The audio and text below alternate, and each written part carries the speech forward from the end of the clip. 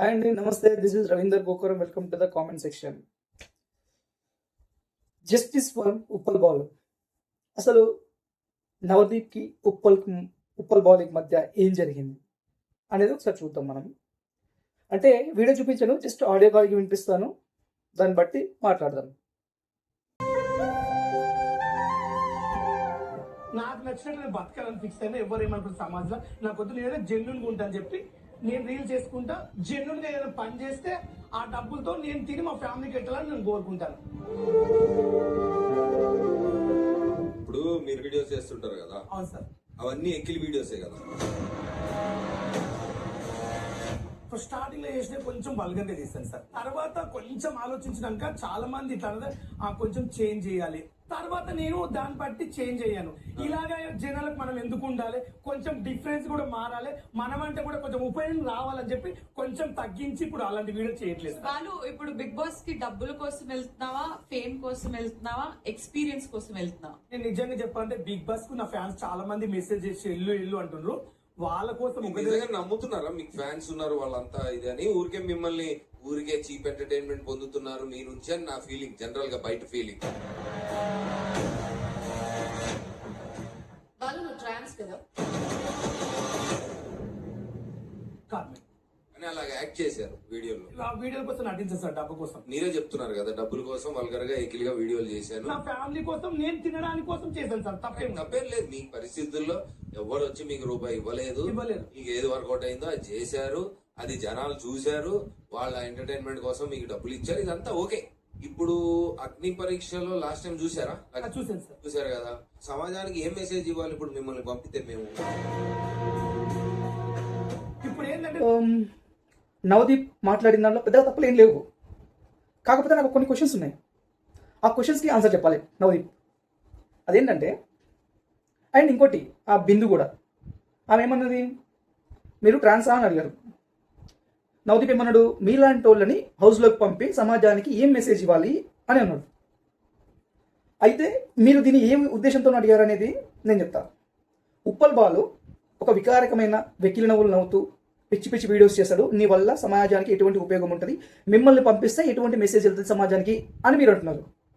అసలుకు అంత సమాజం గురించి ఆలోచించే షోయే ఇది. అయితే ఇంతకుముందు ఇదే సేమ్, అంటే ఉప్పల్ బాల్ ఇంకా బెటర్ వాళ్ళకన్నా.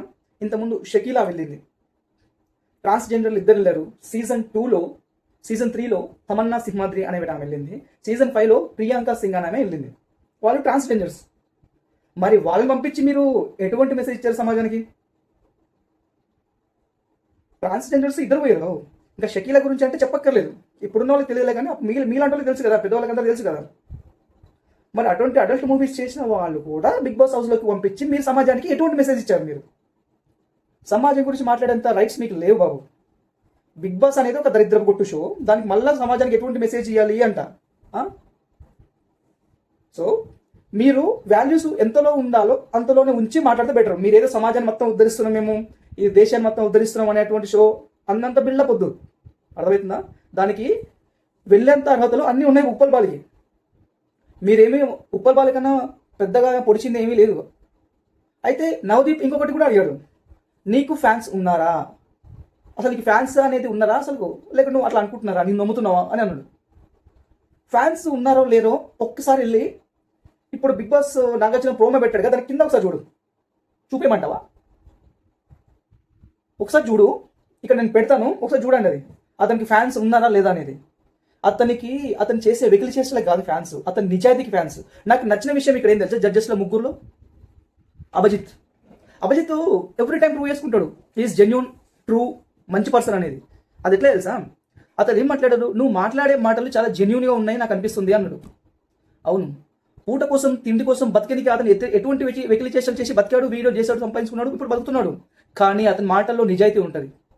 నేను ఇక్కడ నుంచి అలా బతకాలని అనుకోవట్లేదు, నేను మంచిగా ఉండాలనుకుంటున్నానని చెప్పాడు. అటువంటి ఫేమ్ నాకు వద్దు, నేను ఇంకొకలాగా ఉంటాను, నేను చాలా జెన్యూన్ ఉంటాను, మంచిగా ఉంటాను, నేను అది ప్రూవ్ చేసుకుంటానని అంటున్నాను. అంటే నువ్వేమంటావు దానికి? అంటే ఇంతకుముందు ఎవరు రాలేదా? బ్యాడ్ నేమ్ ఉన్న వాళ్ళు మంచి ఫేమ్ కోసం రాలేదు ఎవరు? ఇంతకుముందు చాలా మంది వచ్చారు. నాకు బయట ఫేమ్ గలీజ్గా ఉంది, నేను దాన్ని మంచి చేసుకోవాలి అంతేందుకు. లాస్ట్ టైం ఎవరు ఆమె అమ్మ అని చెప్తారు, ఆమె అదే ఏక్ నిరంజన్లో అదే ఆమె పేరు. ఇప్పుడు లాస్ట్ సీజన్లో ఆ సంజన గర్ల్ అని ఆమెకు బ్యాడ్ నేమ్ ఉంది బయట, నా లైఫ్ అంతా వర్స్ట్ అయింది, బాగలేదు, నాకు ఆ ఫేమ్ తీసుకొని నేను ఒక మంచి వ్యక్తిగా ఉండాలనుకుంటున్నానని చెప్పేసి తన ఫేమ్ని చేంజ్ చేసుకోనికి వచ్చింది ఆమె. ఇటువంటి వాళ్ళు చాలా మంది ఉన్నారు బయట బ్యాడ్ నేమ్ ఉంది, నేను మంచి ఫేమ్తో నా జెన్యున్గా నేను ఉన్నాను, నా ఫేమ్ చేంజ్ చేసుకోవాలి, నాకు మంచి పేరు రావాలనే ఉద్దేశంతో వచ్చిన వాళ్ళు చాలా మంది ఉన్నారు. అంటే నీకోసం మేము పంపించాలా అని మాట్లాడుతున్నావు, మరి ఎవరి కోసం? నీకోసం పంపిస్తావా? ఇది కరెక్ట్ కాదు. అక్కడికి రప్పించి అవమానించడం అనేది అసలే కరెక్ట్ కాదు. ఇంకొకటి, శ్రీముఖి గురించి మాట్లాడాలి. శ్రీముఖి, నువ్వు అసలు హోస్టువా జడ్జువా? అసలు ఏమనుకుంటారు ఈ షో అంటే? మీ అయ్యే జాగీర్ అనుకుంటారా? ఏమనుకుంటారు మీరు అసలు?